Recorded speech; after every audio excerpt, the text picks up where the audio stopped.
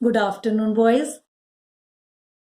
आज हम पढ़ेंगे एक नया पाठ जिसका शीर्षक है रक्त और हमारा शरीर। लेखक हैं यतीश अग्रवाल। अनिल की छोटी बहन का नाम दिव्या है।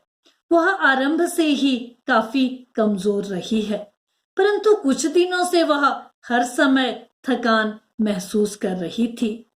उसे भूख भी कम लग रही थी, अतः उसे अस्पताल ले जाया गया। डॉक्टर ने देखकर कहा कि शायद इसमें खून की कमी हो गई है, जिसके लिए जांच करनी पड़ेगी। अचानक अनिल को जान पहचान की डॉक्टर दीदी दिखाई पड़ी। उन्होंने अनिल से अस्पताल आने का कारण पूछा। डॉक्टर दीदी ने दिव्या की उंगली से खून की कुछ बूंदें लेकर उन्हें रिपोर्ट के लिए कल आने को कहा।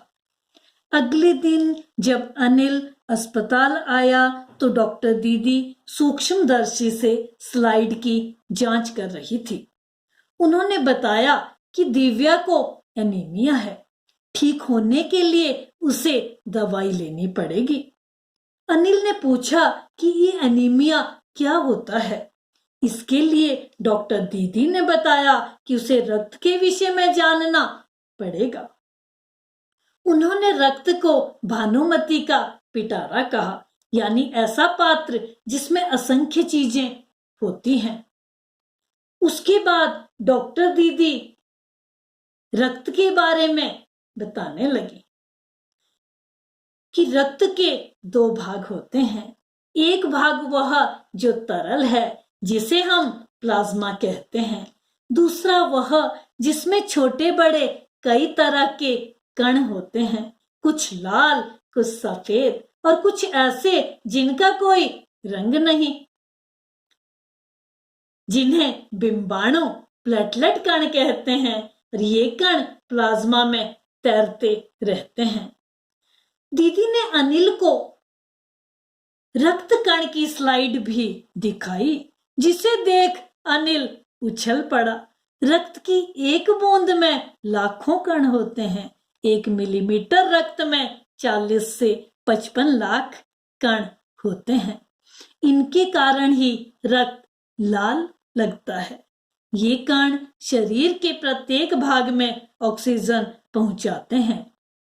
इन कणों का जीवन 4 महीने होता है, परंतु ये कण धीरे धीरे नष्ट होते हैं, एक साथ नहीं। इनके स्थान पर शरीर में नए कण बनते रहते हैं।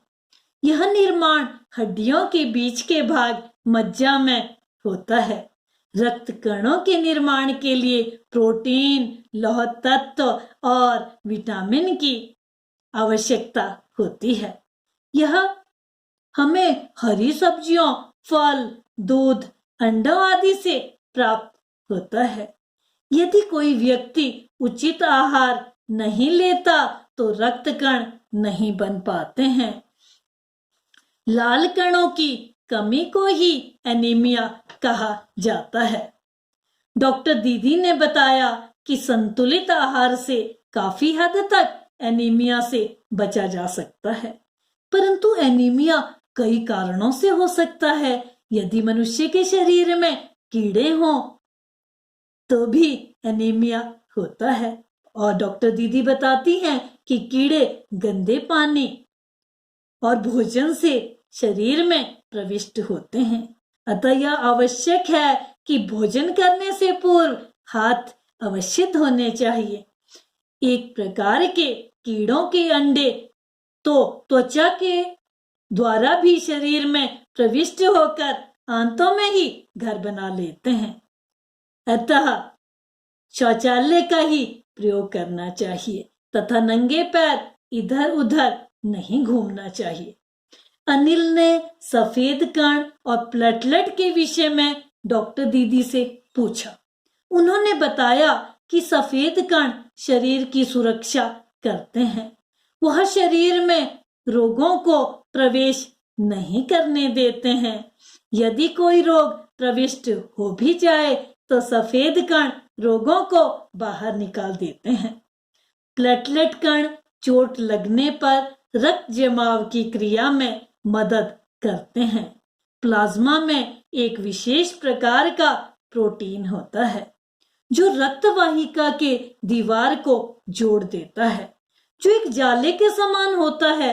प्लेटलेट जाले पर चिपक जाते हैं और उससे दरार भर जाती है, जिससे रक्त निकलना बंद हो जाता है।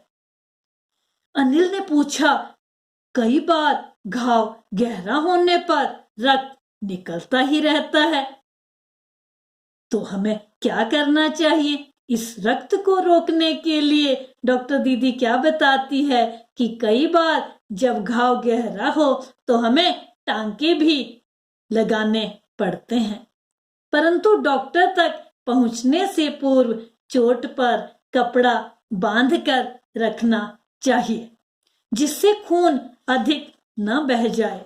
अधिक खून बहने पर खून चढ़ाना पड़ता है।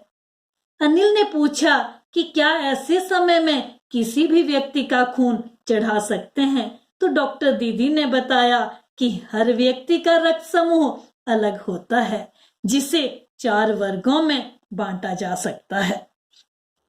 जिस व्यक्ति को रक्त की आवश्यकता होती है उसको उसी का रक्त समूह चढ़ाना पड़ता है।